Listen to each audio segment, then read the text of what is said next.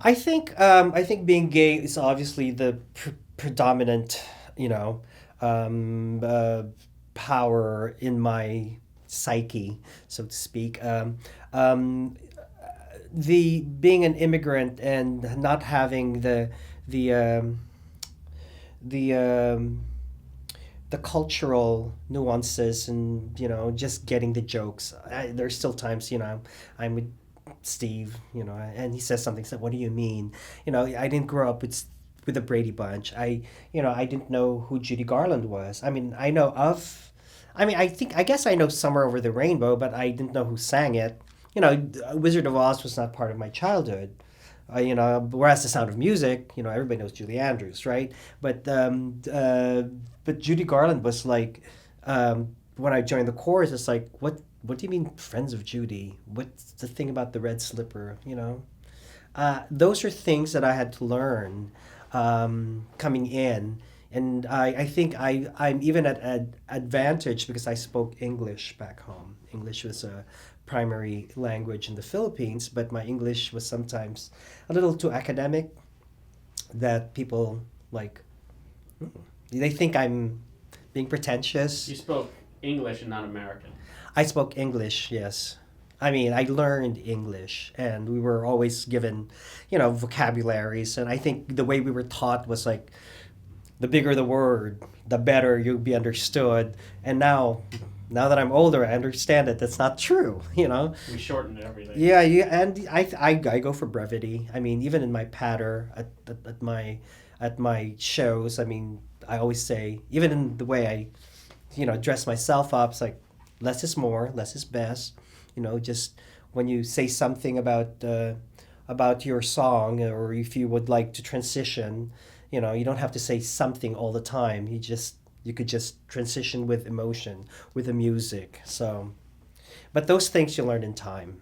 And is that something that you learned because you could feel the audience not like something, or people would say, or how did you learn that?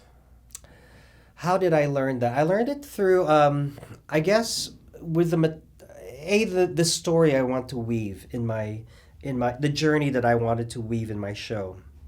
Um, there are times that I think, like, if I want to put them in a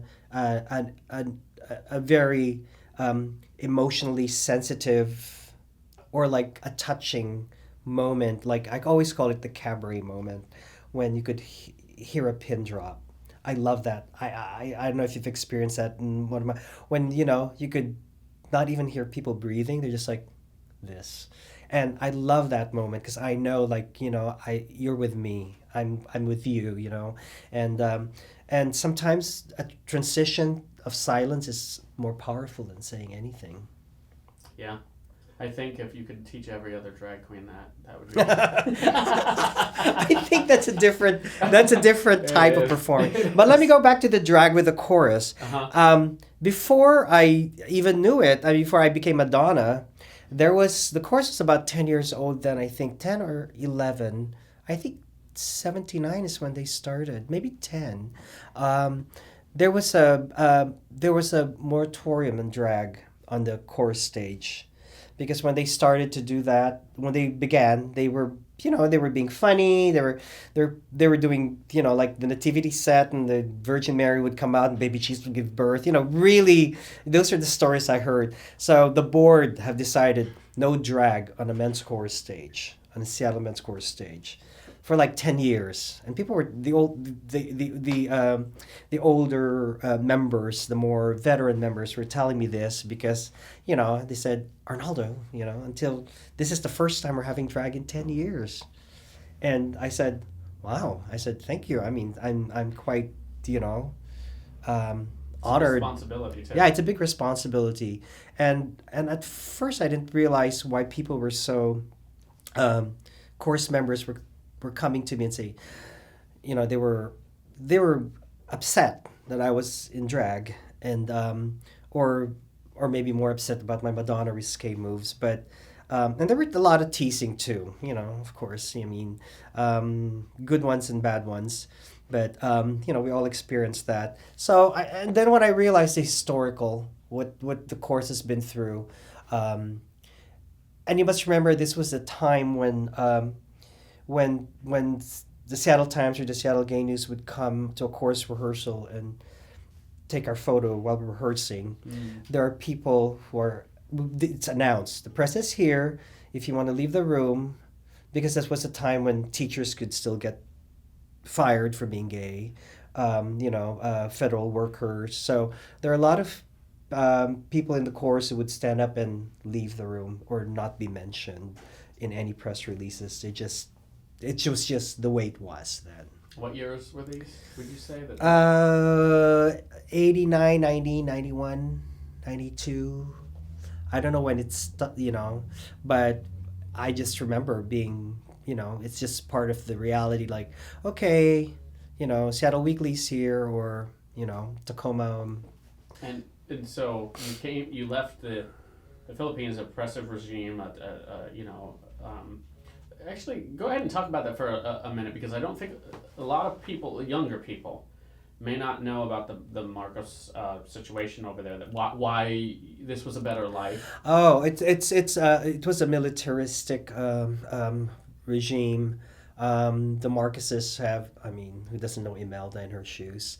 They just it was just a how is this, nepotism, all family, all who it's just not it was just not as free as here. I mean, when we were growing up, my parents would always stop a political discussion at the dining table.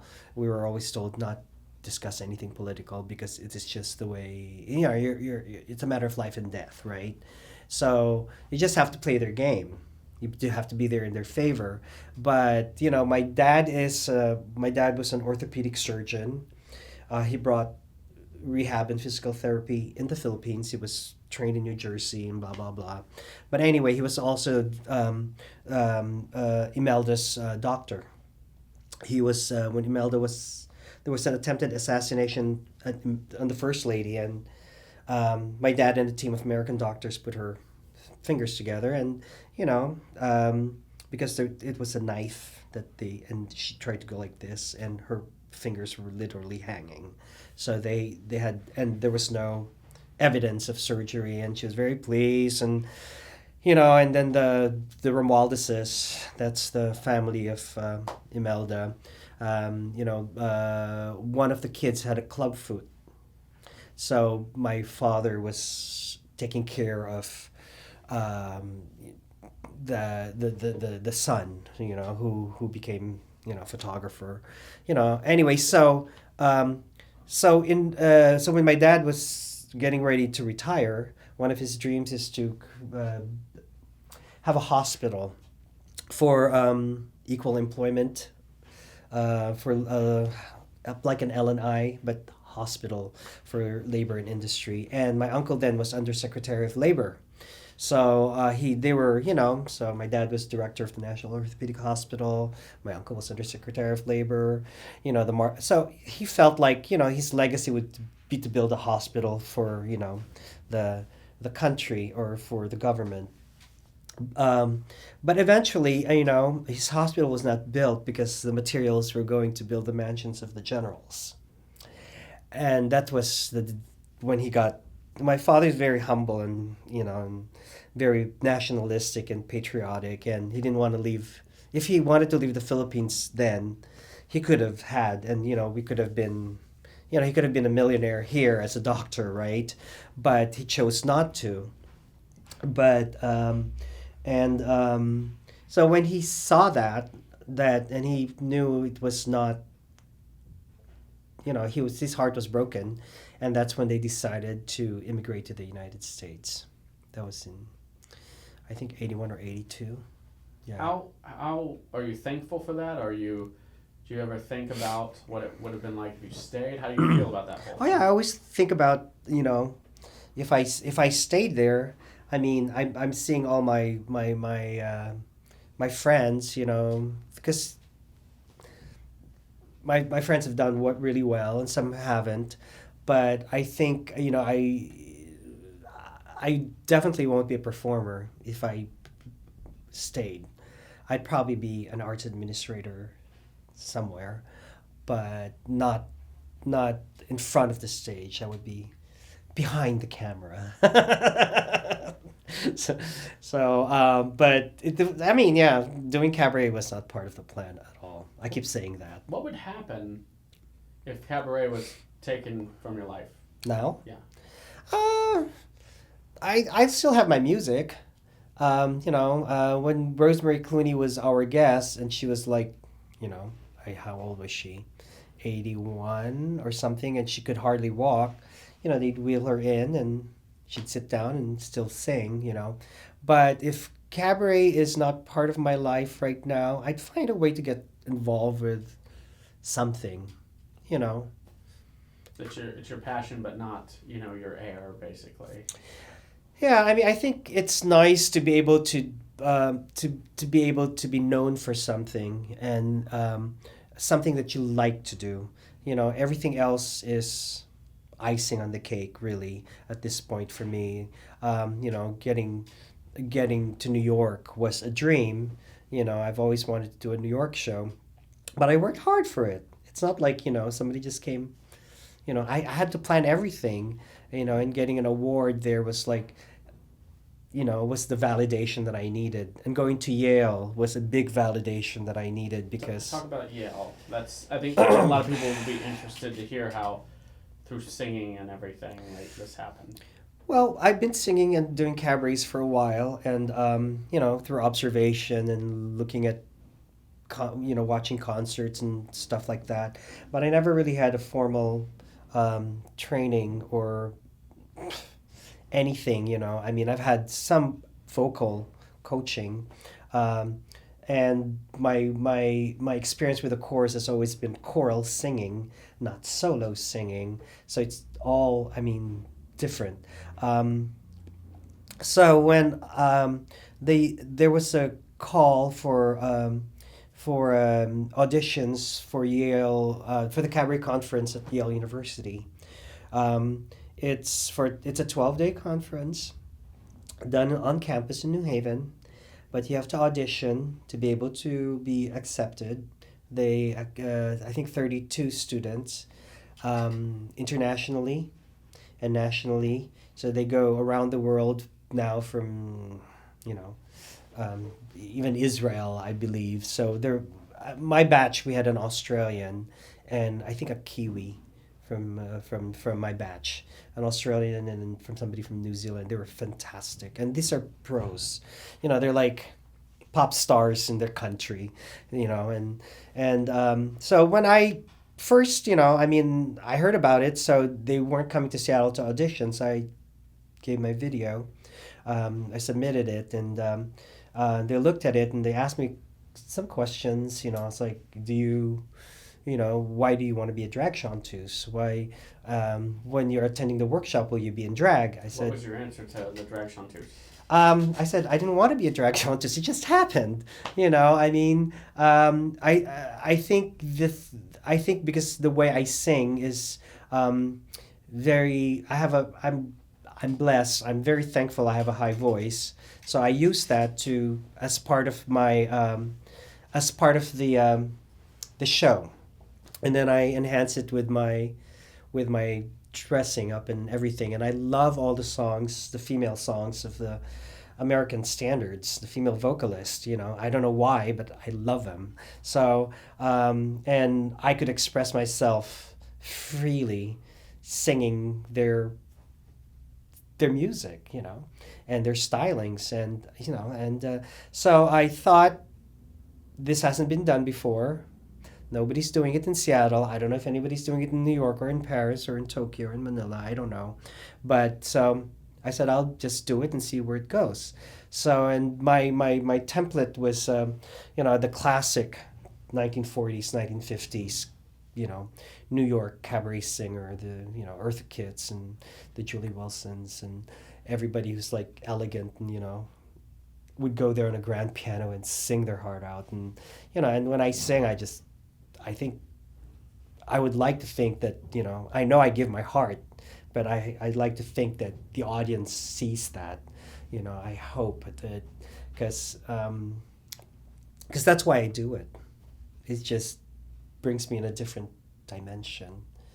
So How and none of it was really planned out, like in some sort of like, like I love that you told Yale. Like, I didn't want to be.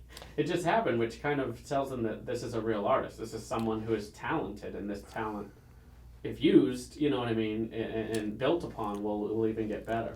I think part of me to do drag, because it's like when I was growing up, I saw drag as, again, like, why do people have to do that? It's like, I mean, because I hear from my I've 5 brothers, so you could just imagine what I had to go through and being teased and everything, and the comments, going to school, and when you see somebody different, friends would say, why would they do that? They're just like, they're just calling attention to themselves. It's like, I grew up that way. That was my thinking. It's like, and when I realized I was gay, and I knew I was gay deep in my when I would think it, if I see that and people acting effeminate or loud and blah blah blah, it's just like, you're just promoting the stereotype. It's your fault. That's why we're getting discriminated. That's what's my thinking then.